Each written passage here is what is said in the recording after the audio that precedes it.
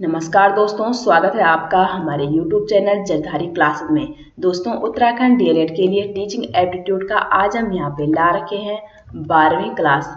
तो अगर आपने पिछली 11 क्लास नहीं देखी है तो आप उन सभी वीडियोस को भी देख सकते हैं। और दोस्तों, अगर आपको ये सभी क्वेश्चन एक साथ चाहिए तो इसके लिए हमने टीचिंग एप्टीट्यूड की ई बुक बना रखी है, जिसमें आपको 1000 प्लस क्वेश्चन आपकी प्रैक्टिस के लिए मिल जाएंगे।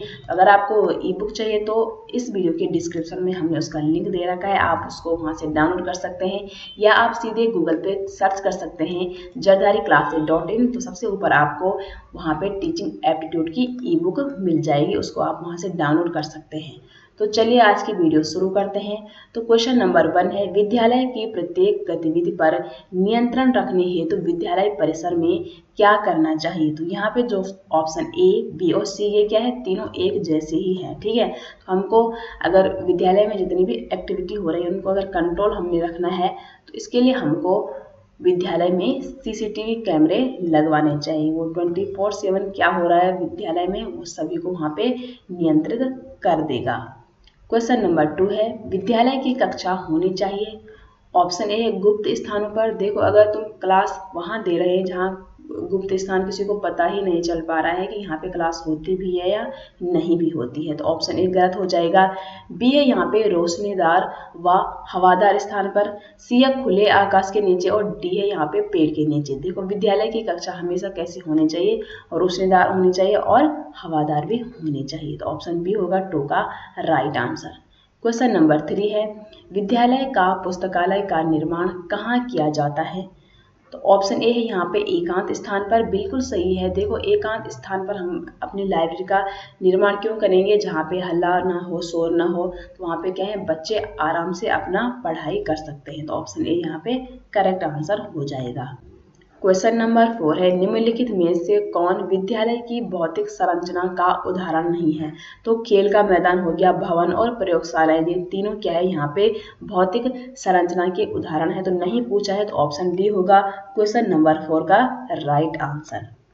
क्वेश्चन नंबर 5 है, ऐसी शिक्षा जिसे माध्यमिक स्तर की शिक्षा के पश्चात ग्रहण की जाती है उसे क्या कहते हैं। तो माध्यमिक स्तर की शिक्षा जब हम ग्रहण कर देते हैं उसके बाद हम क्या करते हैं, हायर एजुकेशन लेते हैं ना। तो यहाँ पे ऑप्शन बी होगा क्वेश्चन नंबर 5 का राइट आंसर। ठीक है, यहाँ पे ऑप्शन ऊपर नीचे हो रखा है लेकिन ऑप्शन बी यहाँ पे करेक्ट है। क्वेश्चन नंबर 6 है, उच्च शिक्षा के अंतर्गत किस प्रकार की शिक्षा को शामिल किया जाता है। तो उच्च शिक्षा के अंतर्गत यहाँ पे व्यावसायिक शिक्षा हो गया, तकनीकी शिक्षा हो गया और सामान्य शिक्षा सभी को शामिल किया जाता है। तो इसलिए 6 का जो राइट आंसर है वो है ऑप्शन डी। नेक्स्ट क्वेश्चन है, अशाब्दिक संचार के अंतर्गत आते हैं। तो जो अशाब्दिक संचार है इसके अंदर क्या क्या आते हैं, यहाँ पे दृश्य संकेत, पार्श्व भाषा और दैहिक भाषा। यहाँ पे जो 7 है इसका राइट आंसर क्या है, तीनों जो ऑप्शन है ये अशाब्दिक संचार के अंतर्गत आते हैं। नेक्स्ट क्वेश्चन है, अध्यापक तथा छात्रों के मध्य मधुर अंतर व्यक्तिगत संबंध छात्रों को शैक्षिक निष्पत्तियों को प्रभावी करते हैं। तो यहाँ पे आप 8 के ऑप्शन देख सकते हैं। तो किस में प्रभावी करते हैं, अनुकूल दिशा में। ऑप्शन ए होगा इसका सही आंसर। क्वेश्चन नंबर 9 है, निम्नलिखित में से कौन सी संप्रेषण की विशेषता नहीं है। तो नहीं पूछा है यहाँ पे, तो नो का ऑप्शन ए, संप्रेषण एक उद्देश्य युक्त प्रक्रिया है। बिल्कुल सही है। बी है यहाँ पे संप्रेषण सदैव गत्यात्मक नहीं होता है। सी है संप्रेषण प्रक्रिया में प्रत्यक्षीकरण समावेशित होता है, ये भी सही है। और संप्रेषण में विचारों का आदान प्रदान पर विशेष ध्यान दिया जाता है। तो नहीं पूछा है यहाँ पे, तो ऑप्शन जो बी है वो होगा यहाँ पे 9 का राइट आंसर। ठीक है, नेक्स्ट क्वेश्चन है, भारत में पहली शिक्षा नीति किस वर्ष पारित की गई थी। तो पहली जो एजुकेशन पॉलिसी आई थी वो आई थी दोस्तों यहाँ पे वर्ष 1968 में, 1968 में पहली शिक्षा नीति आई थी। ठीक है, तो 10 का राइट आंसर है ऑप्शन डी। क्वेश्चन नंबर 11 है, शिक्षण प्रक्रिया का महत्वपूर्ण अंग कौन होता है। तो शिक्षण प्रक्रिया का जो सबसे महत्वपूर्ण अंग होता है वो होता है शिक्षक। ठीक है, अगर यहाँ पे शिक्षक होता, फिर शिक्षार्थी होता या कैरिकुलम होता तो तीनों ऑप्शन में राइट होना था, लेकिन यहाँ पे केवल शिक्षक पूछा है तो ऑप्शन बी हो जाएगा क्वेश्चन नंबर 11 का राइट आंसर। क्वेश्चन नंबर 12 है, संप्रेषण के कार्य के संदर्भ में निम्न कथनों में कौन सा सही है। तो संप्रेषण के कार्य के संदर्भ में देखते हैं यहाँ पे ऑप्शन ए है सूचनाओं का आदान प्रदान करना, संप्रेषण का सर्वप्रथम कार्य है, बिल्कुल ये भी सही है। बी है यहाँ पे टीवी, रेडियो, कंप्यूटर आदि सूचना के माध्यम है, ये भी सही है। हमको डेली सूचना कहाँ से मिल रही है, हमको इंटरनेट से मिल रही है, टीवी से मिल रही है, फोन से मिल रही है, कंप्यूटर से मिल रही है, ठीक है। और सी है यहाँ पे संप्रेषण का कार्य लोगों के ज्ञान, कार्य कुशलता, व्यवहार तथा अभिवृद्धि में परिवर्तन लाना है। तो यहाँ पे जो 12 है, ये तीनों ऑप्शन क्या है, यहाँ पे सभी संप्रेषण के कार्य को संदर्भित कर रहे हैं। तो 12 का राइट आंसर क्या होगा, ऑप्शन डी, उपरोक्त सभी, ठीक है।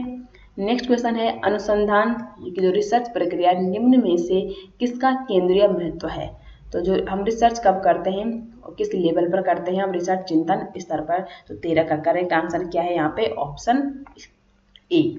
नेक्स्ट क्वेश्चन है, किसी शोध लेख में अनिवार्य रूप से क्या होना चाहिए जिससे शोध का स्तर उचित रूप से बना रहे।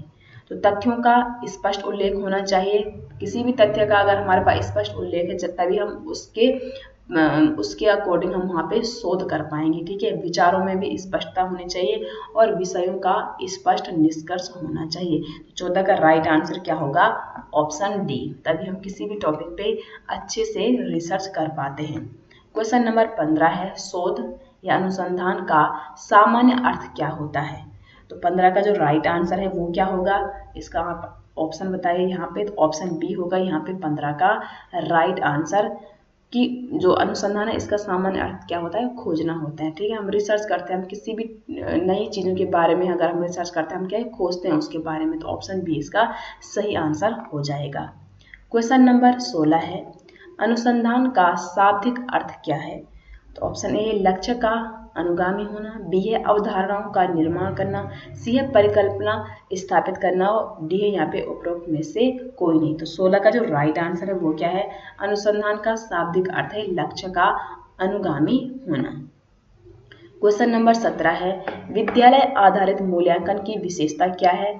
तो यह व्यापक तथा सतत रूप से चलने वाली प्रक्रिया है, बिल्कुल सही है। मैंने कल 11वें वीडियो में मूल्यांकन के टाइप कितने होते हैं वो बताया था मैंने, तो अगर आपने वो वीडियो नहीं देखी हो तो आप जाके देख सकते हैं। तो विद्यालय आधारित मूल्यांकन की विशेषता एक तो ये है कि यह व्यापक तथा सतत रूप से चलने वाली होती है।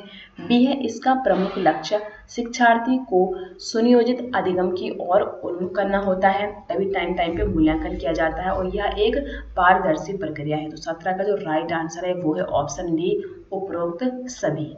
नेक्स्ट क्वेश्चन है, विद्यालय आधारित मूल्यांकन विद्यार्थी के किस प्रकार के विकास को अधिक महत्व देता है। तो विद्यालय आधारित जो मूल्यांकन होता है वो विद्यार्थी के सामाजिक हो गया, शारीरिक और भावनात्मक प्रकार के विकास को वो अधिक महत्व देता है। तो इसलिए 18 का जो राइट आंसर होगा वो है ऑप्शन डी।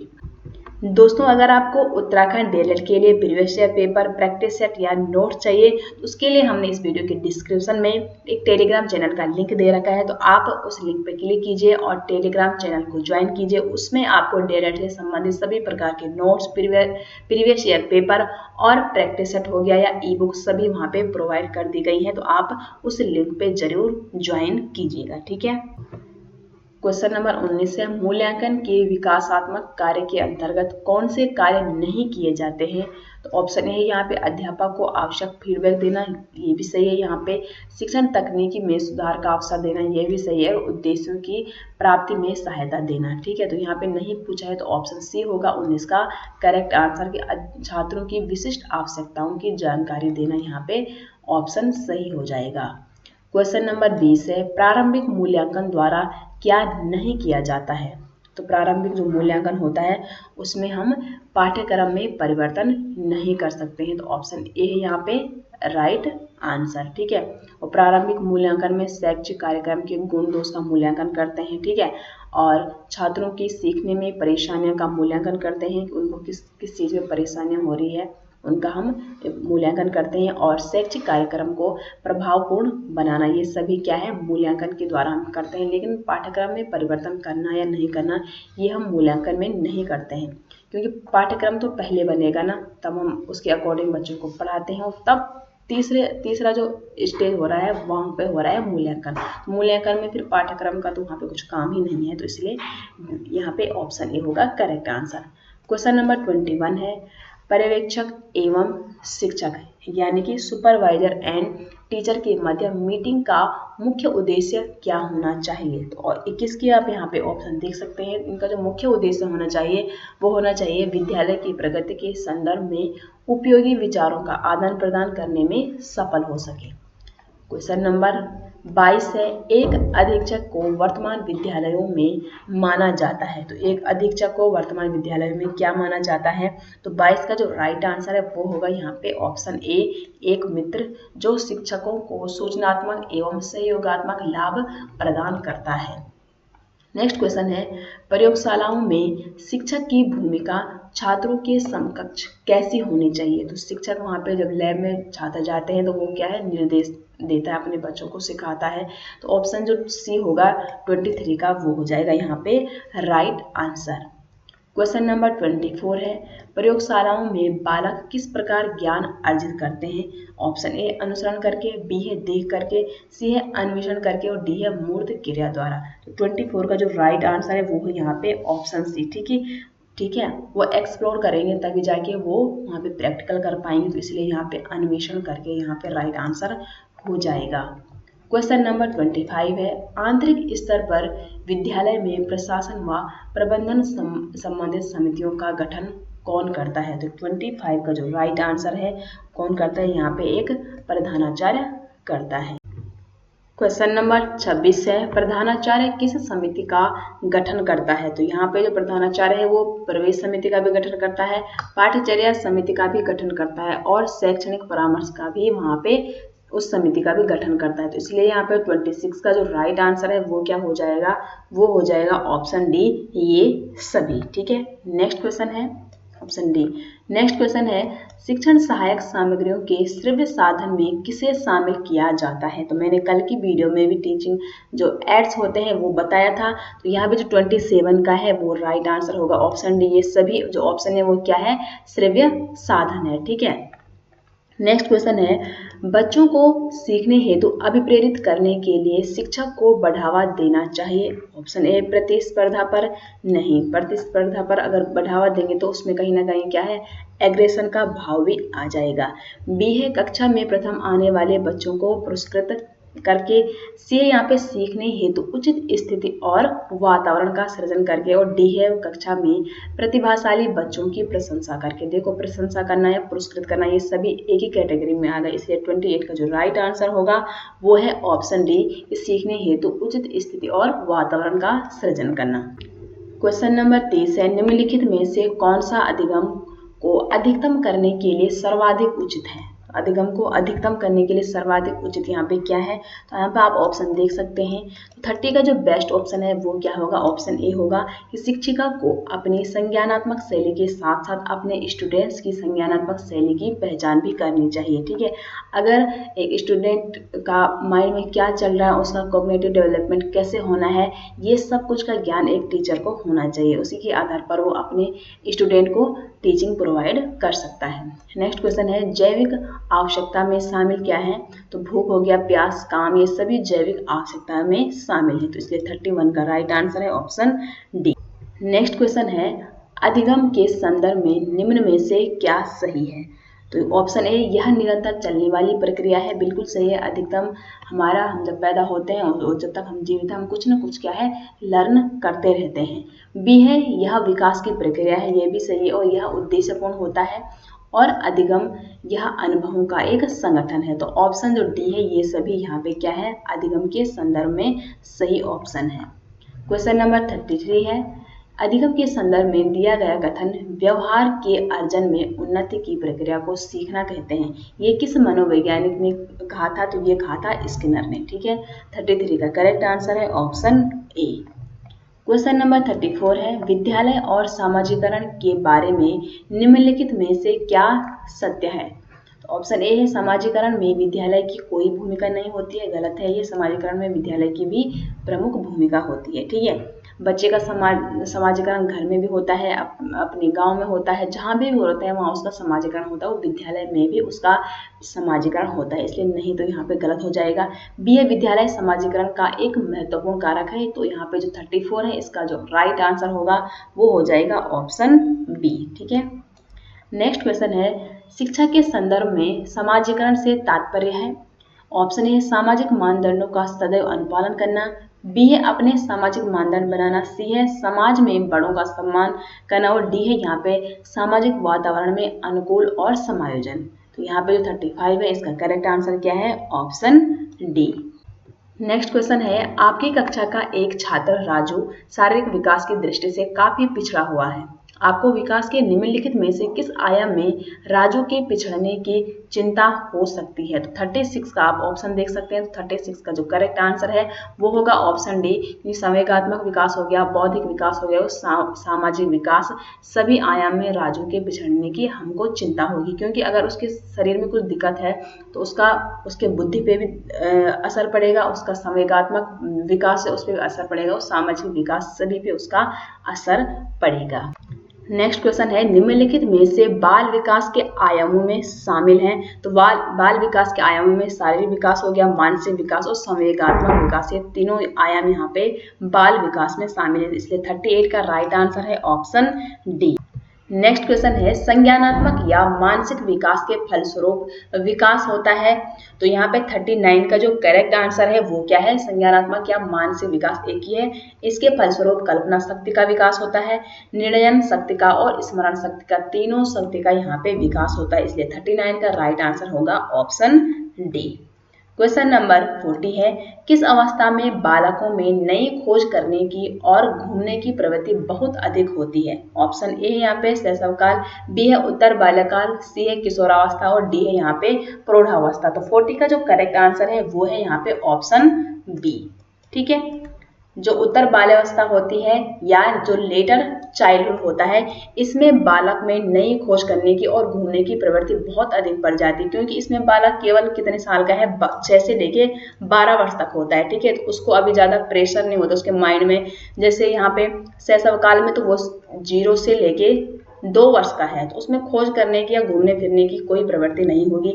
लेकिन जो लेटर चाइल्डहुड है इसमें क्या है, बच्चा सबसे अधिक अपना ग्रुप सर्कल में रहेगा, अपने दोस्त बनाएगा और दोस्तों के साथ वो घूमेगा फिरेगा, ये वाली प्रवृत्ति सबसे अधिक बढ़ जाती है। जो नेक्स्ट है यहाँ पे किशोरावस्था, इसमें क्या है 12 से लेके 18 वर्ष तक है। ठीक है, तो इसमें अब कहीं ना कहीं बालक को अपने करियर की भी चिंता होने लग जाती है, तो इसलिए यहाँ पे बी ऑप्शन राइट आंसर हो जाएगा। क्वेश्चन नंबर 41 है शिक्षकों, मित्रों एवं अभिभावकों के सही मार्गदर्शन की आवश्यकता बालकों को किस अवस्था में होती है। देखो, जब बालक क्या है कहीं ना कहीं जब उसको अपने करियर चुनना होता है, अपने सब्जेक्ट अपने स्ट्रीम चुननी होती है, तब जाके उसको क्या है, उसको अध्यापक के मार्गदर्शन की आवश्यकता होती है। और ये कौन सी एज में होती है, 12 से 18 वर्ष। और 12 से 18 वर्ष कौन सी अवस्था होती है, किशोरावस्था, इसलिए 41 का राइट आंसर है ऑप्शन बी। ठीक है, क्वेश्चन नंबर 42 है बाल विकास का सामान्य अर्थ क्या है। तो बाल विकास का सामान्य अर्थ है बालकों का मानसिक विकास और बालकों का शारीरिक विकास। तो ऑप्शन सी, ए और बी यहाँ पे दोनों करेक्ट आंसर हैं। क्वेश्चन नंबर 43 है यहाँ पर बच्चे के विकास के सिद्धांतों को समझने में शिक्षक सहायता करता है। तो कैसे सहायता करता है एक शिक्षक, शिक्षार्थियों की आर्थिक पृष्ठभूमि को पहचानने में, बी है शिक्षार्थी को क्या पढ़ना है और औचित्य स्थापित करने में, सी है शिक्षार्थियों को भिन्न अधिगम शैलियों को प्रभावी रूप से संबोधित करने में। तो जहाँ पे भी ये ऑप्शन आएगा कि हम अपने स्टूडेंट को डिफरेंट टीचिंग मेथड या भिन्न अधिगम शैलियों से हम उनको टीचिंग प्रोवाइड करते हैं, तो वो ऑप्शन हमेशा क्या हो जाएगा, राइट होगा। इसलिए 43 का जो करेक्ट आंसर है वो है ऑप्शन सी। नेक्स्ट क्वेश्चन है यहाँ पर अधिगम प्रक्रिया के दौरान ऐसे संसाधन जिनके कारण शिक्षण प्रक्रिया की तीव्रता में वृद्धि होती है वो क्या कहलाती है। तो मैंने कल की वीडियो में बताया था, वो सभी क्या है, टीचिंग सपोर्ट सिस्टम, जैसे टीचिंग एड्स हो गया, टीचिंग मेथड हो गया। इसलिए 44 का जो करेक्ट आंसर है वो है ऑप्शन बी, शिक्षक सहायक प्रणाली। नेक्स्ट क्वेश्चन है, प्राचीन काल में गुरुओं द्वारा राजा महाराजा के वंशों के लिए किस प्रकार का कार्य दिया जाता था?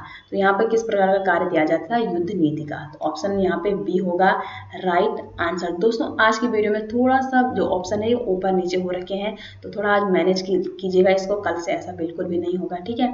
जैसे यहाँ पे बी राइट है, लेकिन इसने ऊपर होना था, थोड़ा सा नीचे हो रखा है। क्वेश्चन नंबर 46 है, दोषपूर्ण पाठ्यक्रम के कारण छात्र किसमें असफल होते हैं?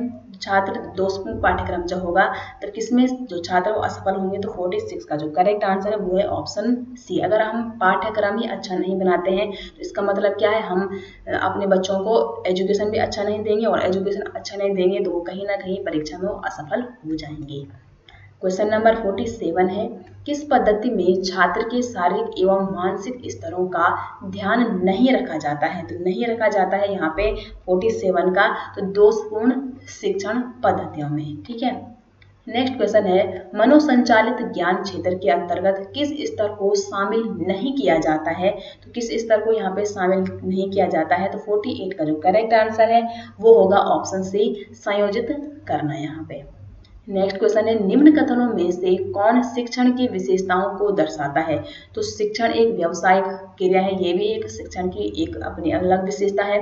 शिक्षण औपचारिक और अनौपचारिक प्रशिक्षण है, ये भी बिल्कुल सही है। और शिक्षण का अवलोकन व विश्लेषण वैज्ञानिक ढंग से होता है, तो इसलिए यहाँ पे ऑप्शन डी उपरोक्त सभी आंसर राइट हो जाएंगे। और दोस्तों आज की वीडियो का लास्ट क्वेश्चन है, किस नवाचार शिक्षण पद्धति में शिक्षक सलाहकार की भूमिका में कार्य करता है तथा छात्र करके सीखता है, लर्निंग बाय डूइंग करके, ठीक है, और कौशलों को भी अर्जित करता है? तो कौन सी यहाँ पे वो स्टडी है? भ्रमण शिक्षण विधि है, केस स्टडी विधि है, रोल प्ले टीचिंग है, या स्टोरी बोर्ड टीचिंग है? तो इसका आंसर आप जरूर कमेंट बॉक्स में दीजिएगा। तो ये थी दोस्तों आज की वीडियो। उम्मीद करते हैं आपको ये वीडियो पसंद आई होगी। वीडियो पसंद आती है तो वीडियो को लाइक करें, शेयर करें, कॉमेंट करें, और मिलते हैं एक नई इंटरेस्टिंग वीडियो के साथ। तब तक के लिए आप सभी का बहुत बहुत धन्यवाद।